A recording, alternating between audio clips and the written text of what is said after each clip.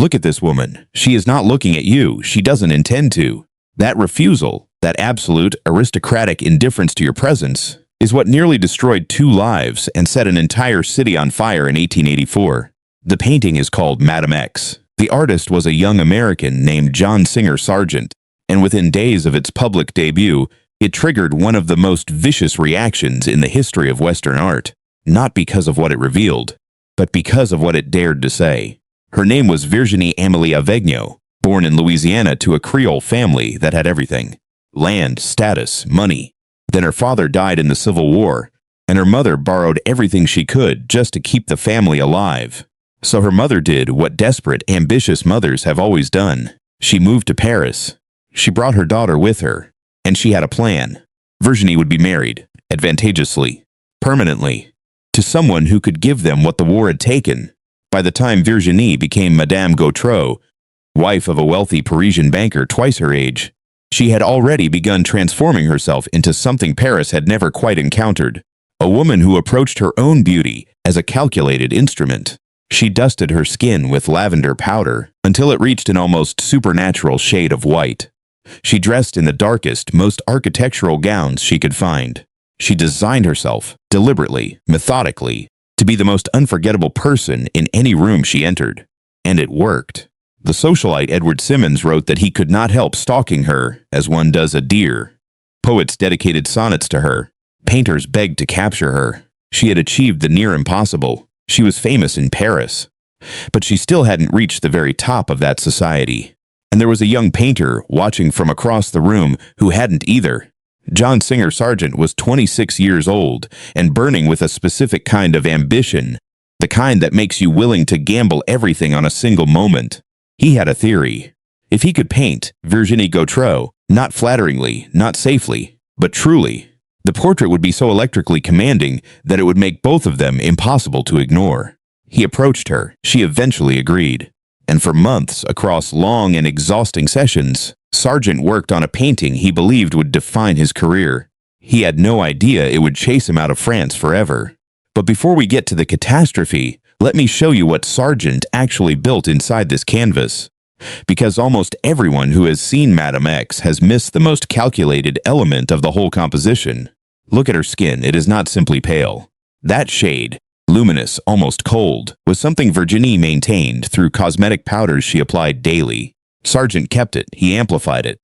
He pushed it toward something that reads less as a complexion and more as a statement.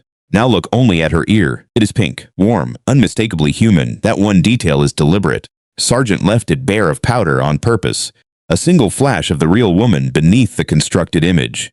Like a mask that slips, just barely, for exactly 1 second. You see her before she remembers she is being watched. Now look at the tiara she wears. That crescent moon is not decorative.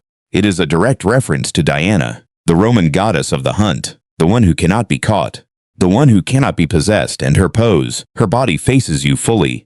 Her head turns completely away. She is physically present and psychologically unreachable at the same time.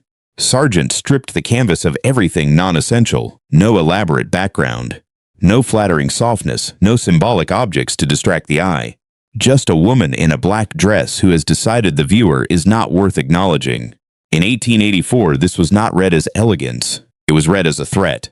But even all of that, the cold white skin, the goddess symbolism, the profile that refuses engagement, was not the detail that finally broke Paris. When Sargent first submitted the portrait to the Paris Salon in 1884, the left strap of her gown was not resting on her shoulder.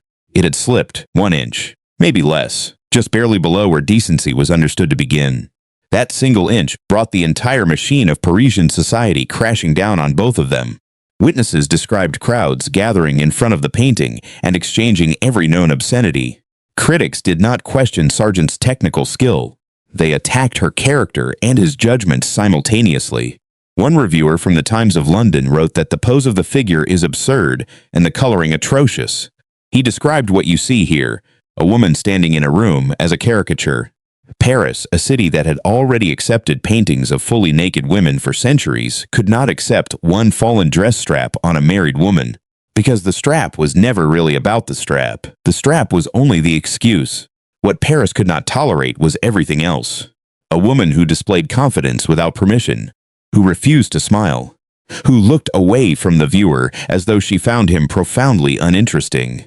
A woman who seemed to exist entirely on her own terms in public without apology. The fallen strap simply made that statement impossible to argue with. Virginie's mother confronted Sargent in tears, demanding he fix it. He repainted the strap. He lifted it back onto the shoulder where society demanded it remain. It didn't matter. The damage was already done. Virginie Gautreau's reputation collapsed within weeks. The friends who had admired her vanished. The invitations stopped arriving. The society she had spent a decade building dissolved as if it had never existed. She spent the remaining years of her life retreating from the very circles she had sacrificed everything to enter. She died in 1915 in Cannes at 56 years old, not celebrated, not vindicated. Quietly erased from the city that had once followed her through every room. Sargent fled Paris for London. He rebuilt his career there, successfully, even brilliantly, but he never made anything quite this bold again. He played it safe for the rest of his working life. Then, in 1916, he sold the painting to the Metropolitan Museum of Art in New York. He asked them to protect the woman's identity. He changed the title from Portrait of Madame Gautreau to something simpler, more anonymous, more permanent, Madame X. And when he handed it over, he said the one thing that tells you how history actually works. He said, "I suppose it is the best thing I have ever done." Today, Madame X hangs in the Metropolitan Museum as one of the most celebrated portraits in the Western canon. Thousands of people stand in front of it every week and feel what you are feeling right now. The presence of someone who cannot be dismissed. The woman who posed for it died in obscurity. The man who painted it ran from his own masterpiece. And the city that condemned it, eventually forgot it, had ever objected. So I will leave you with the question I cannot stop asking. If a society destroys the people who are simply ahead of their time, then who is really the subject of this painting? Is it Virginie Gautreau, alone in the room she was never allowed to fully enter? Or is it all of us, standing on the other side of the canvas, still deciding whether we are ready?